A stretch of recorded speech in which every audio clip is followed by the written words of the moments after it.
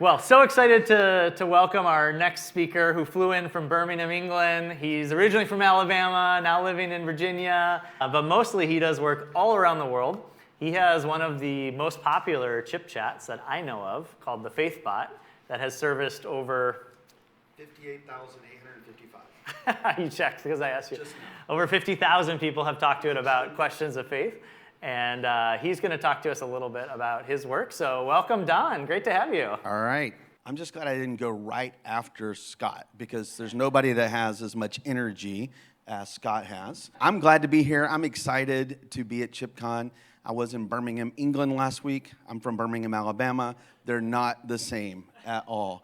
If you think he has a hard audience or he comes at this from a different perspective, I work for a Christian mission agency. And so I can't tell you the number of times that I'll explain to people what my job is, and they'll say, the church and AI? I don't understand why you even are working in AI. I think people are quite surprised that my job is the Director of Innovation and Artificial Intelligence for a Christian mission agency.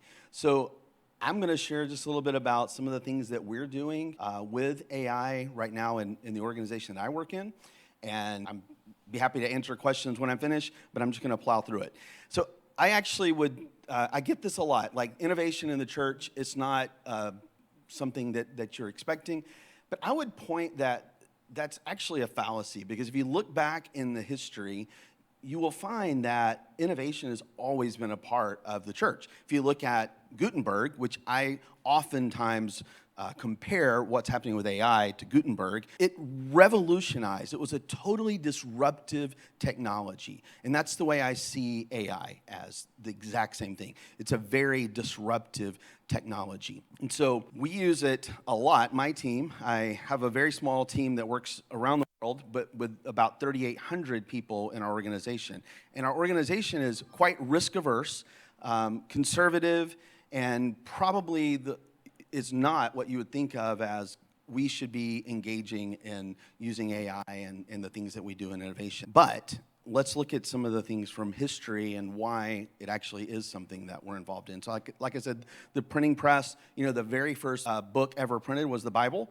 Gutenberg created this tool, and it's interesting that it was used by the church, but it was also quite opposed by many people in the church. And so I think we're seeing kind of the same thing right now, AI. We have some people that are so excited, and then we also have some people who are just super, super opposed to it. So Gutenberg was one example, but really quickly, like some other examples, like most people don't realize that radio, the very first broadcast in radio was a church service. The very first Morse code that was sent was religious. The very first AM broadcast that was broadcast over the Morse code frequency was also religious. So all of these people who created these really innovative things come out of a faith background. So it's not surprising. If you look at radio or satellite television, I remember growing up with TBN, Broadcasting Network. It was the very first superstation satellite all across the United States. What people don't realize is that Christian broadcasting was only about a month or two behind TBN. So the church has been involved in this, and all along the way, we see people who are opposed and people who are in favor. People who are opposed to even broadcasting church services on radio, and so it's not surprising to find that there's going to be people who are also opposed to AI today. I would say that AI presents our types of organizations a lot of opportunities. So part of my job is helping our organization embrace and use AI in ways that sometimes I just dream about. I'll wake up in the middle of the night and have a crazy idea about how we could use AI. I love to approach everything in my life was, how might we do this? How might we think differently? And so if you look at the ideas, so FaithBot that he mentioned, it was just a crazy idea that we had to create a solution to a problem that we had that could answer people's questions about faith. And quite honestly, it took off like I never imagined. We gave out a few hundred, so the NFC things that you have here, I need some royalties from Scott because he's totally stole my idea. So these little NFC cards, I just put them, went to Missional AI, Chipp was there, put them on the NFCs, and we just gave out a couple hundred there. quickly those were shared and shared and shared, and all of a sudden I started seeing our numbers just skyrocket. And so we've got over 58,000 users of that, and I think that was since like March or something like that. So it's really taken off. So I see AI today is really, it's not a replacement for the medium that we use in the work that I do. I just think that it augments it. Some of the projects that our team has developed for our organization include stuff like HR. Like, nobody wants to do an HR bot, but I tell you what, the moment that you have questions about benefits or different things about when the office is open and when it's closed, or if you've ever gone to anything Microsoft, you'll just know that, oh, I hate it. I mean, you can't ever find anything. So we can create a knowledge base based upon just tons of SharePoint files and then serve up really easily the answers to the questions people have. If you have customer service, you have people calling in, we built out knowledge bases to do stuff like that. Translation, we use AI a lot for translation. We use it for live translation for events like this, where someone is speaking one language and everybody is in the audience seeing it in their other language. We didn't build that with Chipp. Build it with something else. But that's one example. We use it for text to video. So I teach undergrad and master's level classes, and a lot of the times that I'm preparing my lessons, I'll use a text to video solution. I'll put all my script in, it'll export the video. Actually created this lecture today in that software just in case I got stuck like Hunter did and didn't get to come here.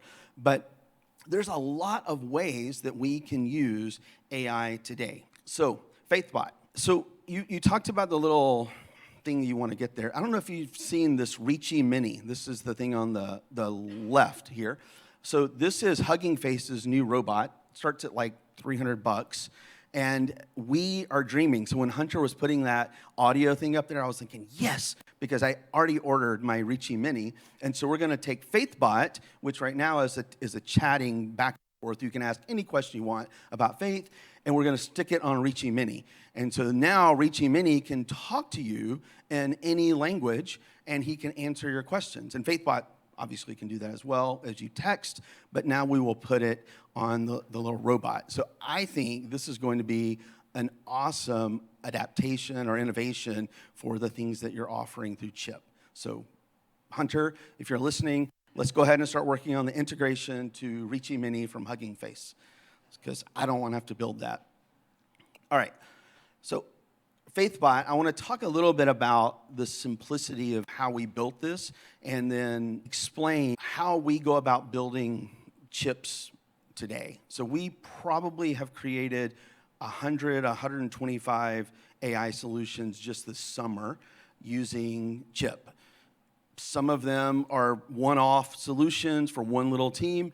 Others are, probably the biggest one we built this summer was creating video transcripts. So we had 50 different videos we needed to create that needed to be exactly 90 seconds long, and we used text to video to create those.